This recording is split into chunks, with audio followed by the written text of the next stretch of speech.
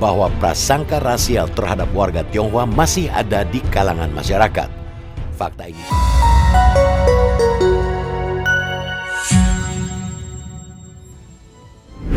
bisa dikatakan, nasib etnis Tionghoa di Indonesia tak bisa diukur dari satu waktu. Setiap era kepresidenan di Republik ini memiliki produksi wacana masing-masing tentang keberadaan kelompok masyarakat atau etnis tertentu. Beragam pandangan tersebut berhasil melahirkan kebijakan yang salah satunya mempengaruhi nasib etnis Tionghoa di Indonesia. Nah, berikut ini informasi tentang kenapa etnis Tionghoa dibenci di Indonesia.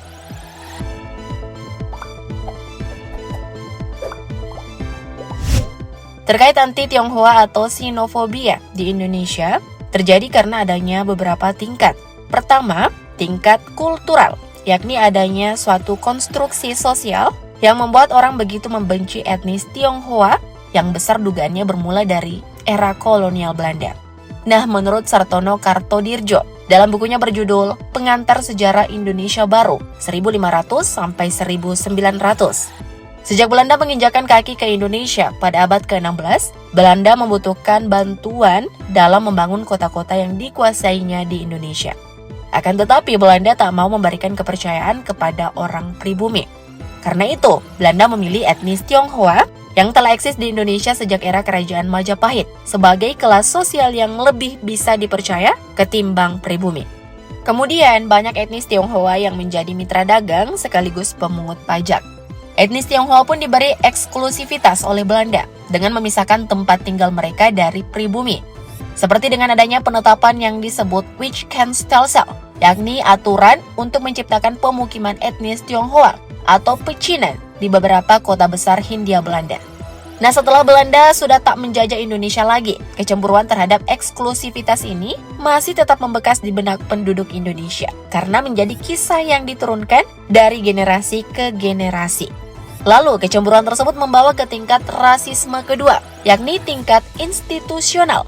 Nah, rasisme bisa terjadi di sebuah negara karena ditunjang beberapa aturan yang diterbitkan oleh institusi negara yang membuat hanya beberapa etnis memperoleh privilege, sementara etnis tertentu makin terlihat didiskriminasi.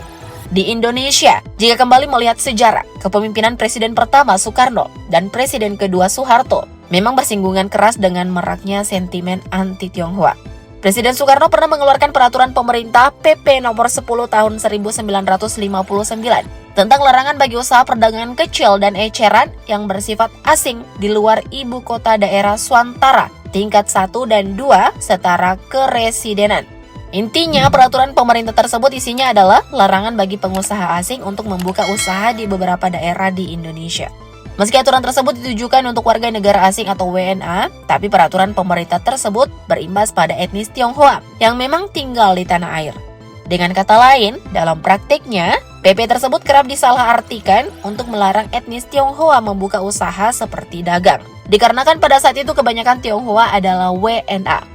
Lalu pada tahun 1955, Presiden Soekarno menyepakati perjanjian dwi kewarganegaraan dengan Cina, di mana etnis Tionghoa bisa memutuskan menjadi warga negara Indonesia atau WNI.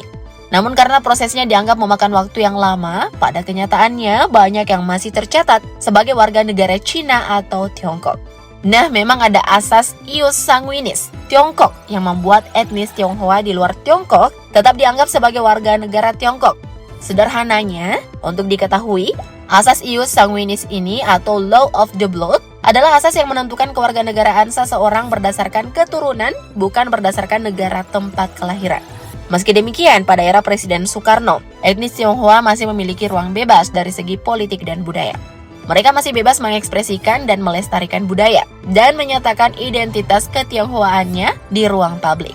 Nah, di era Soeharto lah sebenarnya xenofobia atau anti-Tionghoa makin menguat. Ruang-ruang politik dan kebudayaan etnis Tionghoa dihilangkan. Karena itu, posisi etnis Tionghoa di Indonesia menjadi terpojok. Meski sang jenderal tersenyum ini mempunyai hubungan dekat dengan para pebisnis Tionghoa, kehidupan etnis Tionghoa kala itu mendapatkan diskriminasi besar akibat diterbitkannya Instruksi Presiden atau Inpres nomor 14 tahun 1967 yang mengatur tentang tata agama, kepercayaan, dan adat istiadat Tionghoa. Di aturan tersebut, bahkan kebudayaan Tionghoa dipandang dapat mempengaruhi psikologi, mental, dan moral yang tak wajar di Indonesia. Karena itu, pembedaan antara penduduk pribumi dan keturunan Tionghoa makin menjadi-jadi. Tak terhenti pada Inpres 14 tahun 1967 itu, Presiden Soeharto pun mengeluarkan surat edaran nomor 06-Preskap-6-67. Nah, dalam surat edaran tersebut, etnis Tionghoa harus mengubah namanya menjadi nama yang berbau Indonesia. Karena itu, mungkin kamu tahu juga, banyak pengusaha papan atas Indonesia dengan nama yang sangat Indonesia dari etnis Tionghoa memiliki nama Tionghoa. Siapa nih diantaranya? Bolehlah disebutkan di kolom komentar. Pada era Presiden Soeharto, bahkan ada badan khusus untuk mengawasi etnis Tionghoa. Sebut saja Badan Koordinasi Masalah Cina atau BKMC, yang menjadi bagian dari Badan Koordinasi Intelijen atau BAKIN. Nah, bisa dibilang pasca gerakan 30 September atau G30S 1965, rezim Orde Baru memang memiliki sentimen tersendiri terhadap etnis Tionghoa. Karena tak lepas dari adanya penyamaan etnis Tionghoa dengan warga negara Cina yang dianggap membantu PKI. Wah, ngeri ya. Selanjutnya ada tingkat rasisme ketiga yang dinamakan dengan tingkat individual. Nah, anti-Tionghoa terjadi di Indonesia, atau katakanlah rasisme dapat terjadi karena sifat prasangka selalu ada dalam setiap individual. Pandangan ini didukung oleh studi yang pernah dilakukan oleh Natalia Gersu dari University of Bath, Inggris, dalam tulisannya berjudul How Young Children Can Develop Racial Biases and What That Means, yang menemukan fakta bahwa pada usia 3 bulan, seorang bayi manusia cenderung lebih suka melihat gambar wajah dari ras mereka sendiri. Lalu saat berusia 9 bulan, bayi akan merasa lebih familiar dengan wajah dari ras yang sama. Nah, hal inilah berkembang menjadi insting yang dapat mengenali apakah kelompok tertentu memang bagian dari seseorang. Dan sebenarnya hal ini pun menjadi sifat dasar makhluk hidup lainnya, di mana seekor induk burung elang akan mengetahui jika ada anak burung jenis lain yang terperangkap di tengah-tengah kumpulan anak elang. Jadi, ketiga tingkatan rasisme yang Mimin sebut barusan, yakni tingkat kultural, tingkat institusional, dan tingkat individual, dipandang tak terjadi secara terpisah, melainkan bersamaan. Dalam artian, suatu aturan yang ditetapkan institusi juga muncul akibat keadaan konstruksi sosial yang memang terjadi di masyarakat. Nah, kamu mungkin masih ingat saat pemilihan umum tahun 2014 dan tahun 2019, di mana Presiden Jokowi dihantam isu rasisme. Ia dirumorkan memiliki kedua orang tua keturunan Tionghoa dan bakal mewakili kepentingan Tiongkok di Indonesia. Mantan Gubernur DKI Jakarta ini pun sempat disebut tersandra oleh para pebisnis Tionghoa dan secara ideologis mendukung gerakan komunisme ala Tiongkok. Ya, berita hoax yang sempat menyerang Presiden Jokowi ini hanyalah salah satu contoh dari maraknya sentimen anti-Tionghoa atau xenofobia yang sering terjadi di tanah air. Sebuah survei yang dilakukan oleh BBC World Service pada tahun 2017 menunjukkan bahwa pandangan positif penduduk Indonesia pada Tiongkok hanya berkisar 28%. Sedangkan ada 50% pandangan negatif penduduk Indonesia bagi etnis Tionghoa. Atau gini deh guys, nggak usah jauh-jauh. Di lingkungan keseharian kita, entah itu di sekolah, di tempat kerja, di tempat bermain, atau bahkan di lingkungan keluarga sekalipun. Terkadang perbincangan yang menganggap Tiongkok dan etnis Tionghoa sebagai sesuatu yang perlu dicurigai masih bisa terjadi kan? Dan lebih mirisnya lagi nih jika melihat catatan sejarah. Indonesia pun mempunyai sejumlah catatan kelam mengenai kekerasan pada etnis Tionghoa. Seperti peristiwa Mangkuk Merah tahun 1967 dan kerusuhan Mei 1998 yang telah menelan ribuan korban jiwa orang Tionghoa. Nah, menariknya nih, bias negatif pada etnis Tionghoa di tanah air tampak tak adil. Jika mengingat sejarah bahwa Indonesia pada masa lalu justru dijajah oleh Belanda dan Jepang, bukan Tiongkok.